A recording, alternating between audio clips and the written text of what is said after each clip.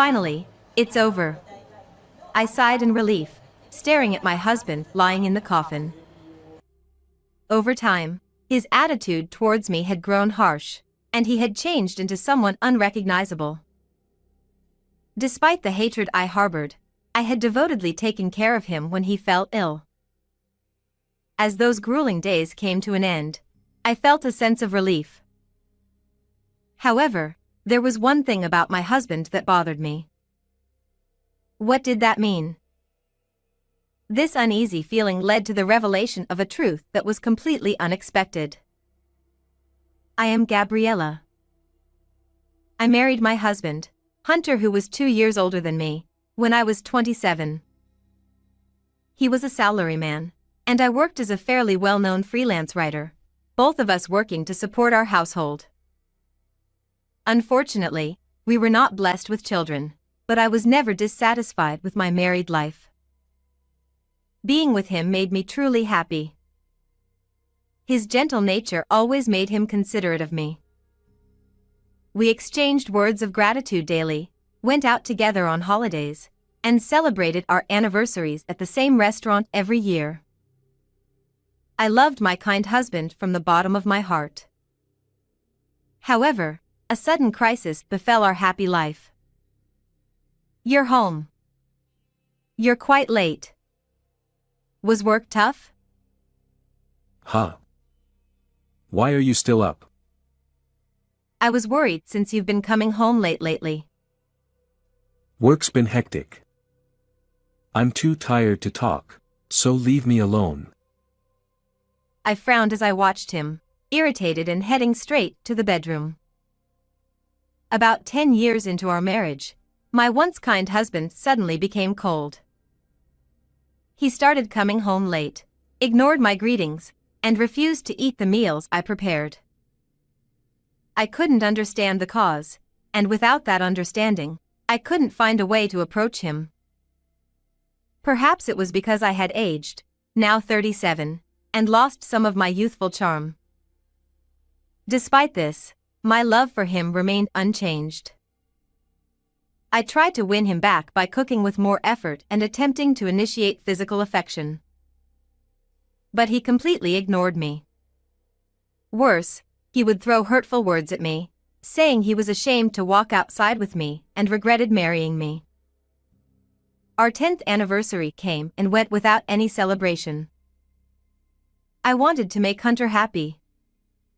How did it come to this? Around this time, I was entrusted with a significant job and planned to express my gratitude to him on our anniversary. But I had to give up on this plan due to his hostile demeanor. In this tough time, I found a source of strength in my sister-in-law Madison, who lived alone nearby. "He's being horrible. I'll talk to him too." She always expressed anger whenever I shared my troubles. We were both freelance writers, and although we couldn't discuss work details due to confidentiality, this commonality made us close. We would meet for tea and enjoy each other's company. "I'm praying for your happiness with him." "Thank you. You're my rock. I don't need anything for it. Just listening and supporting me is enough." Her cheerful smile always gave me strength. Despite her support, the situation didn't improve. My husband, once gentle, now treated me coldly. The verbal abuse grew more frequent. What did I do to deserve this? Initially, I was just sad, but it didn't take long for hatred to grow. Then one day, an unexpected incident occurred. "Hey, wake up. What's going on?" One morning, I found Hunter unconscious in bed. I called an ambulance and rushed to the hospital with him. After various tests, it was revealed that he had a serious illness with only a few years to live. This can't be happening. Despite the grim news, Hunter, now awake, listened to the doctor without expression.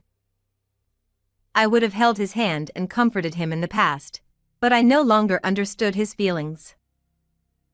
From then on, I began caring for him as he gradually became unable to move. But even during care, he was cold to me.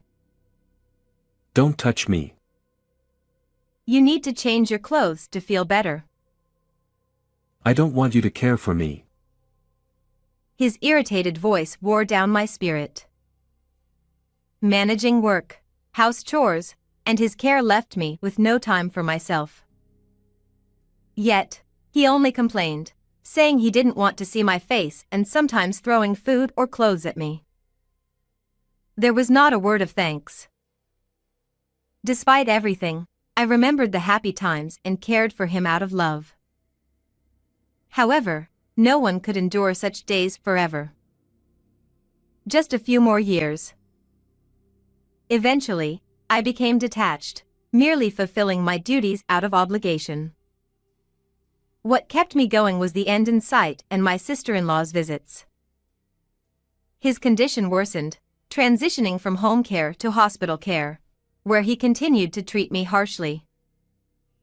Finally, 3 years after his collapse, the end came. One morning, Hunter passed away at 42. Finally, it's over. I couldn't suppress my feelings of relief, standing before my peacefully resting husband. I might seem like a terrible wife, but I was at my limit. While it was unfortunate that we couldn't return to happier days, I felt I had fulfilled my duty as his wife. From now on, I'll start anew and live my life. I felt a sense of relief that those painful days were over. However, a few days later, an event changed my perspective completely. It happened when I went to the hospital to thank the staff after the funeral. A nurse who had often cared for Hunter handed me a note. He asked me to give this to you if he passed away. A note from Hunter? It read, "Gabriella, thank you for everything.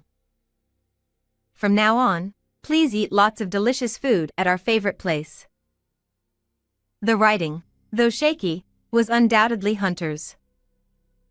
Instead of feeling touched, I was puzzled. Despite his lack of gratitude during his final years, this note echoed his former kindness. What puzzled me most was the last line. What does this mean? I stared at the words "our favorite place." The only place that came to mind was the restaurant we visited for our anniversaries. But it wasn't a place for indulging in food, just for special occasions. Something felt off. Maybe there's something at that restaurant. With this thought, I decided to visit the restaurant in his memory. This decision turned out to be correct. As soon as I entered, the owner approached me solemnly. We've been expecting you. He handed me something that made me exclaim in shock. What? How could he? Minutes later, I was filled with rage towards a certain person. I had discovered a truth far from what I had imagined. Weeks later, I visited a house. The truth I uncovered was hard to accept, but it was something I couldn't ignore. As Hunter's wife, I had to act. Sitting inside, she offered me tea as usual, her face as cheerful as ever. "You've been through a lot. But why are you here today?" Her smiling face, once reassuring, now frightened me. Thinking back to the days after Hunter's death, I clenched my fists with resolve. I wanted to talk about why Hunter turned cold towards me. "Did you find something out? I've been so worried about you." "Don't play dumb. I can't believe you were behind it." My voice trembled with anger, and she fell silent. Hunter left me a message. So I know everything now. That day, when I went to the restaurant, I was handed a diary. It turns out, the owner of this restaurant was Sergio, an old friend of my husband. My husband and Sergio were quite close, and Sergio had suggested we celebrate our anniversary at his restaurant to honor our happiness as a couple. And my husband had asked Sergio to give me this diary after his passing. I was surprised when I read the diary. I had no idea you were so envious of me. At my words, my sister-in-law's eyes flashed sharply. The diary detailed the truth about everything that had happened. According to my husband's writings, while outwardly friendly, my sister-in-law had always envied my position as a writer. She had heard about a big job offer I received and could no longer contain her jealousy. She then resorted to blackmailing my husband, threatening to spread negative rumors about me on social media if he didn't comply with her demands to stress me out. Apparently, she wanted to ruin my career without damaging her own reputation. At first, my husband refused her demands. But his resolve eventually crumbled. You seemed incredibly jealous. He wrote that he didn't know what you might do if he didn't follow your orders.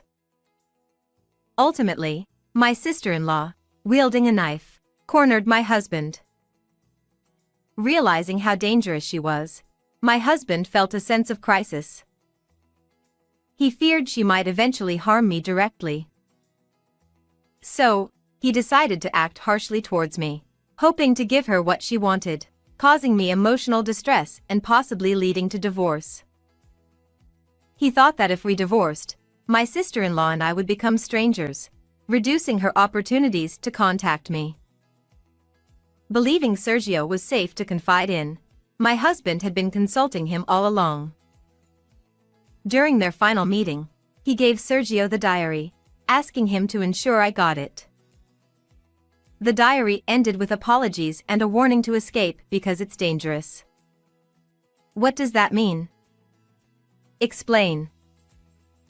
I glared at my sister-in-law, my voice trembling. Despite everything, part of me still wanted to believe in her.